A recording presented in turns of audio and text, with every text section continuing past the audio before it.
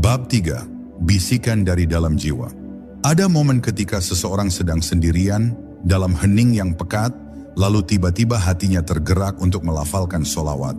Tidak ada yang menyuruh, tidak ada yang mengingatkan, namun seolah ada bisikan lembut yang datang dari dalam diri. Bisikan itu samar, hampir tidak terdengar, namun kuat sekali menarik kesadaran. Disitulah rahasia sholawat mulai memperlihatkan wajahnya.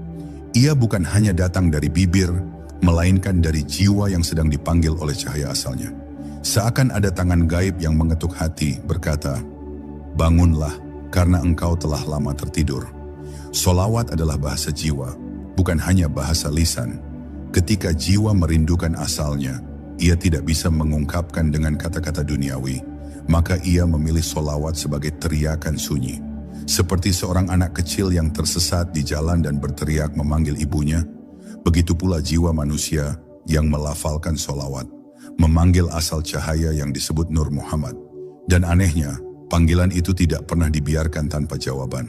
Setiap kali sholawat dipanjatkan, ada gema yang kembali, meski tidak terdengar telinga. Hati akan merasakannya, dan itu cukup untuk membuat seseorang menyadari bahwa dirinya tidak pernah benar-benar sendirian. Para arif mengatakan, bisikan itu adalah tanda bahwa Nur Muhammad sedang mengetuk pintu jiwa. Tidak semua orang mendengarnya, karena sebagian besar manusia terhanyut oleh kebisingan dunia. Namun bagi yang peka, bisikan itu semakin lama semakin jelas, hingga akhirnya berubah menjadi tarikan kuat yang membawa mereka semakin dekat pada cahaya asal.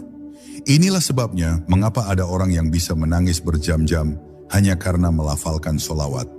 Itu bukan kelembutan hati semata, melainkan karena jiwa mereka sedang dijemput oleh cahaya yang dirindukan. Namun ada sesuatu yang lebih misterius lagi. Semakin sering sholawat dilantunkan, semakin kuat pula bisikan itu.